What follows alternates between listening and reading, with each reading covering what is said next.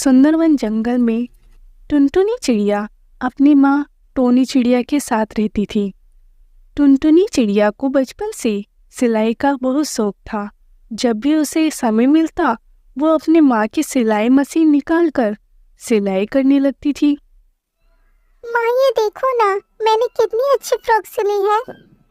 ये वाह बिटिया, तूने तो बहुत अच्छी सिलाई की है।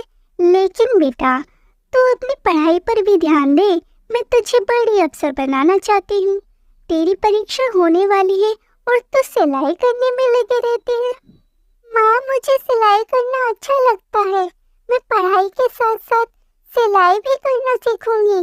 मैं कुछ नहीं जानती।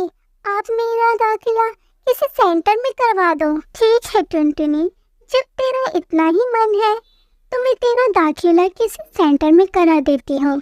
अगले दिन टोनी चिड़िया टुनटुनी का दाखिला एक सिलाई सेंटर में करवा देती है। अब टुनटुनी पढ़ाई के साथ साथ मन लगाकर सिलाई सीखने लगती है। कुछ ही दिनों में टुनटुनी की स्कूल की पढ़ाई हो जाती है। एक दिन टुनटुनी की सहेली बबली कबूतर उसके घर आती है। अरे टोनी, ओ टोनी, कहाँ है? जल्दी आ। तब टुनटुनी कहती है, आंटी मम्मा घर पर नहीं है, पड़ोस में गई है।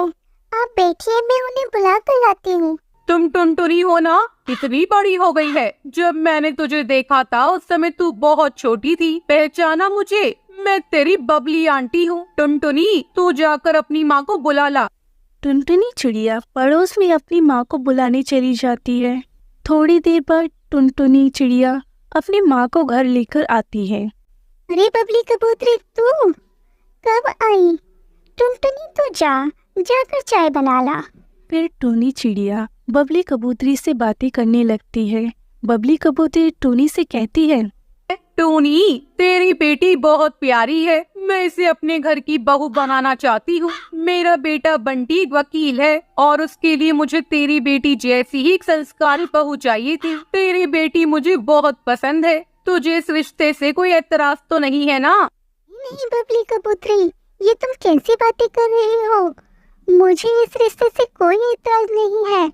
मैं लाख कोशिश करके भी इतना अच्छा रिश्ता नहीं ढूंढ पाती। हे टुनटुनी चिड़िया और बंटी कबूतर की शादी हो जाती है। शादी के कुछ ही दिनों में टोनी चिड़िया एक बच्चे की माँ बन जाती है। ससुराल में सभी लोग उससे खुश थे। एक दिन बंटी कबूतर टुनटुनी चिड़िया से कहता है, टुनटुनी, आज ऑफिस में कुछ ज्यादा ही काम है। मैं रात को देर से घर लौटूंगा, तो मेरा इंतजार मत करना। बंटी कबूतर वहाँ से चला जाता है। लेकिन थोड़ी देर बाद कालू कौवा तेजी से उड़ता हुआ उसके घर आता है। टोनी बहन, जब बंटी कबूतर अपने ऑफिस जा रहा था तब एक बाज ने उस पर हमला कर दिया, जिसमें उसकी मौत हो गई। इतना सुनते ही कर टुनटुनी चिड़िया रोने लगती है। माँ जी, ये सब क्या हो गया? माँ जी, बंटी कबूतर के बिन ये घर कैसे चलेगा? टुनटुनी, तू हिम्मत मत हार बेटा। ऊपर वाले की मर्जी के आगे किसी की नहीं चलती। इस तरह कुछ दिन गुजर जाते हैं। टोनी चिड़िया अपना दुख भुलाकर सिलाई का काम शुरू कर देती है। आस पड़ोस के पक्षी उसके पास अपने कपड़े सिलवाने आते हैं। एक दिन हरी काकी उससे कहती है, टुनटुनी, तू तो इतनी अच्छी दर्जी है, इसके बारे में तो मुझे पता ही नहीं था। कम पैसों में बहुत अच्छे कपड़े सिल देती है। तू ऐसा कर, अपना एक बुटीक खोल ले। काकी, आपका सुझाव बहुत अच्छा है। मैं जल्द ही अपना बुटीक खोलूंगी, लेकिन इससे पहले मैं माँ जी से इजाजत लूंगी।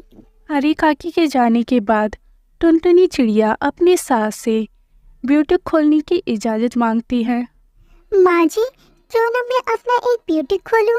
इससे अच्छी कमाई भी हो जाएगी। ठीक है टुनटुनी, तुझे जो अच्छा लगे वो कर। तू अपने बुटीक पर अच्छे से काम कर, मैं तेरे बच्चे को संभाल लूंगी। जल्द ही टुनटुनी चिड़िया अपना बुटीक खोल लेती है। अब उसकी कमाई पहले से दुगनी होने लगी।